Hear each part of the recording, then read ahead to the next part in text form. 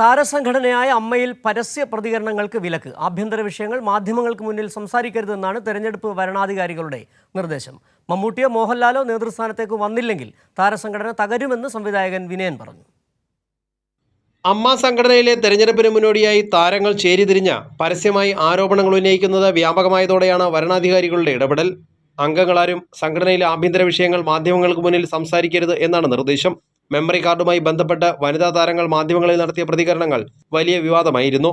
വിലക്ക് ലംഘിച്ച് പ്രതികരണങ്ങൾ നടത്തിയാൽ കർശന നടപടികളുണ്ടാകുമെന്നും തെരഞ്ഞെടുപ്പ് വരണാധികാരികളായ പൂജപ്പുര രാധാകൃഷ്ണനും കുഞ്ചനും താരങ്ങൾക്ക് മുന്നറിയിപ്പ് നൽകിയിട്ടുണ്ട്. അമ്മ സംഘടനയുടെ നേതൃത്വത്തിലേക്ക് മമ്മൂട്ടിയോ മോഹൻലാലോ വരണമെന്നും അല്ലെങ്കിൽ സംഘടന കൂടുതൽ പ്രശ്നങ്ങളിലേക്ക് പോകുമെന്നും സംവിധായകൻ വിനയൻ പ്രതികരിച്ചു. സിനിമാ രംഗം ആകെ കുളമാക്കണമെന്ന് ആഗ്രഹിക്കുന്ന ആരുമാണ് ഇത്തരം കേസുകളൊക്കെ ഛേദന പേരിൽ കൊടുത്തത്.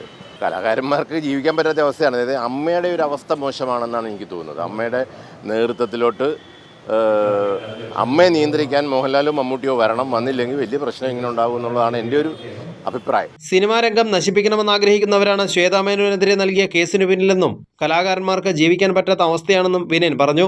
ആഗസ്റ്റ് 15-നാണ് താരസംഘടനയുടെ ഭരണസമിതി തെരഞ്ഞെടുപ്പ് നടക്കുന്നത്. കൈരളി ന്യൂസ്, കൊച്ചി.